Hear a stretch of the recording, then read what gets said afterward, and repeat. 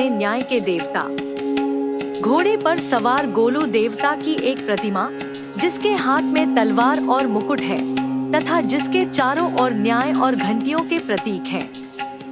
गोलू देवता उत्तराखंड के कुमाऊं क्षेत्र में सबसे अधिक पूजनीय देवताओं में से एक हैं। उन्हें न्याय के देवता के रूप में पूजा जाता है और उनके भक्तों का मानना है कि वे उनकी इच्छाएं पूरी कर सकते हैं और उनकी समस्याओं का समाधान कर सकते हैं। लेकिन गोलू देवता कौन है और वे न्याय के देवता कैसे बने? गोलू देवता की उत्पत्ति की कहानी और कुमाऊं की संस्कृति और इतिहास में उनकी भूमिका के बारे में हम जानेंगे। चिताई गोलू देवता का उत्तराखंड में एक प्रसिद्ध भव्य मंदिर है जो अल्मोड़ा जिले से लगभग 8 किलोमीटर दूर स्थित है। गोलू देवता की अध्यक्षता में गौर भैरव के रूप में भगवान शिव विराजमान है। कुमाऊं में गोलू देवता के कई मंदिर हैं और सबसे लोकप्रिय गैराड, बिनसर, चितई, चंपावत, घोड़ाखाल में है। गोलू देवता का जन्म। पौराणिक कथाओं के अनुसार गोलू देवता का जन्म राजा झाल राय और उनकी पत्नी कलिंका के पुत्र के रूप में हुआ था। राजा झाल राय कुमाऊं के एक जिले चंपावत पर शासन करते थे और एक बहादुर और उदार शासक थे। उनकी 2 अन्य पत्नियां थीं, जो कलिंका और उसके बेटे से ईर्ष्या करती थी। उन्होंने गोलू देवता को खत्म करने और उनकी जगह एक पत्थर रखने की साजिश रची।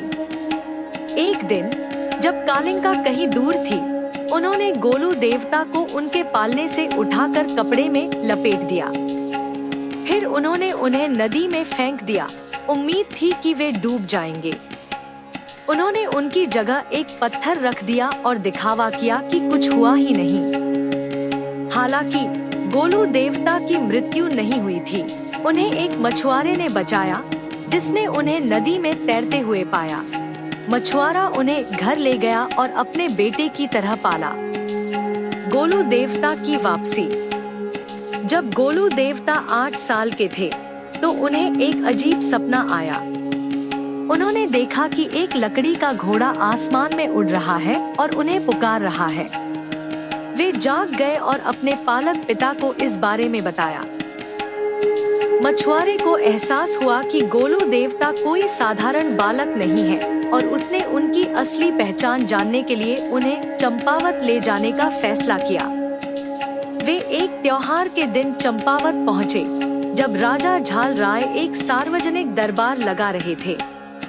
मछुआरे ने गोलू देवता से कहा कि वे बाहर प्रतीक्षा करें, जबकि वह राजा से मिलने के लिए अंदर चला गया। इस बीच गोलू देवता ने अपने सपने में देखे लकड़ी के घोड़े को महल द्वार के पास खड़ा देखा। वह उस पर चढ़ गए और महल के प्रांगण में चले गए। लकड़ी का घोड़ा हवा में उड़ गया और घोषणा की कि गोलू देवता राजा झाल राय के सच्चे बेटे हैं और वे अपनी सौतेली माताओं के विश्वासघात को उजागर करने आए हैं। राजा चौंक गया और उसने सबूत मांगा। लकड़ी के घोड़े ने उसे अपने पालने में पत्थर को ढकने वाले कपड़े को खोलने के लिए कहा। राजा ने ऐसा किया और एक बच्चे की जगह एक पत्थर पाया। उसे एहसास हुआ कि उसे उसकी पत्नियों ने धोखा दिया है और उसने उन्हें दंडित करने का आदेश दिया। राजा ने गोलू देवता को अपना पुत्र और उत्तराधिकारी मान लिया और अपनी लापरवाही के लिए माफी मांगी। उन्होंने मछुआरे को अपने बेटे की जान बचाने के लिए धन्यवाद दिया और उसे उदारतापूर्वक पुरस्कृत किया। चंपावत के लोगों ने अपने राजकुमार की वापसी पर खुशी मनाई और उसे अपना उद्धारकर्ता माना। गोलू देवता का शासनकाल। गोलू देवता बड़े होकर एक दयालु राजा बने जो हमेशा अपने लोगों को न्याय देते थे। उन्हें अपने पिता और चाचाओं के गुण विरासत में मिले थे, जो अपनी बुद्धिमत्ता और निष्पक्षता के लिए जाने जाते थे। गोलू देवता ने अपने लोगों की मुसीबतों में मदद की और उन्हें उनके दुश्मनों से बचाया। कुमाऊं के कई मंदिरों में, खास तौर पर चितई में, गोलू देवता को आज भी न्याय के देवता के रूप में पूजा जाता है, जहां भक्त उनका आशीर्वाद पाने के लिए घंटियां और पत्र चढ़ाते हैं। ऐसा माना जाता है कि गोलू देवता हर प्रार्थना सुनते हैं और अपने भक्तों की हर इच्छा पूरी करते हैं।